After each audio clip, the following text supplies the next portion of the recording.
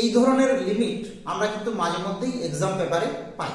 Limit n tends to infinity করে একটা বেশ বড় সড়ো এক্সপ্রেশন।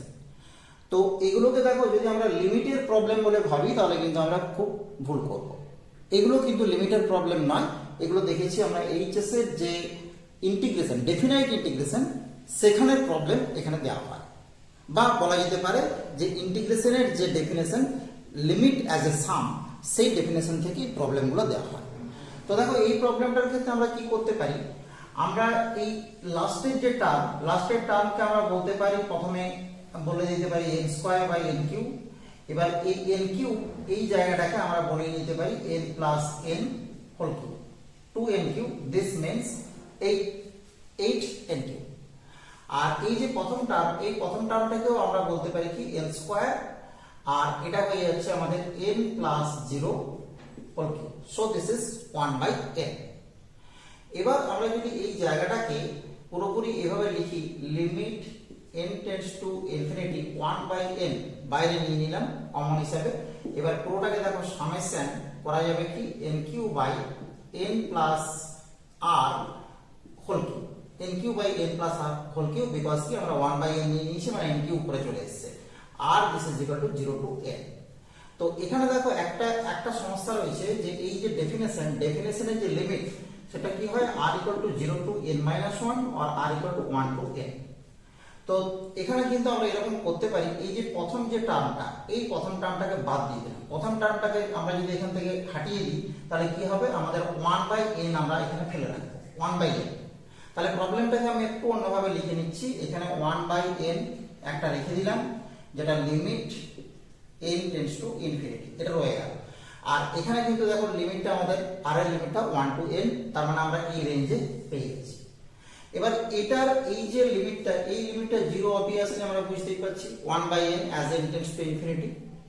আর এই জায়গাটাকে আমরা যদি একটু সাজিয়ে লিখি, n tends to infinity 1/n, and this is summation r equal to 1 to n, 1/1 plus r by n whole cube, and this is limit n tends to infinity 1/n, 1/n, and summation this is infinity, summation r equal to 1 to n, 1/1 plus rh whole cube।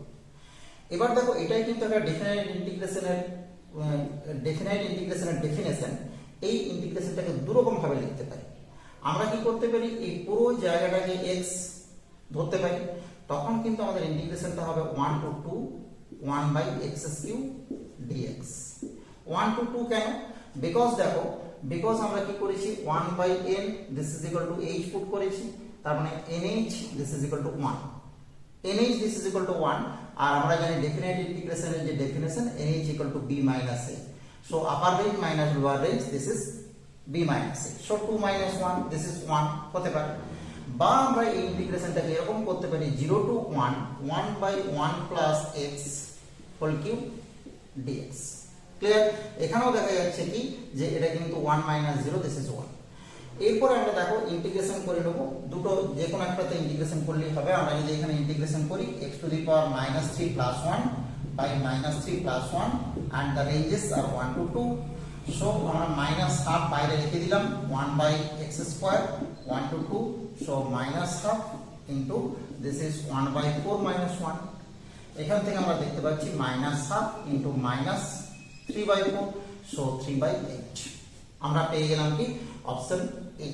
This is the correct option. Very very easy problem, কিন্তু এটা খুব common problem. মাঝে মধ্যে কিন্তু একটা problem এই ধরনের আমরা এক্সাম পেপারে পেতে পারি। Clear? Thank you for watching.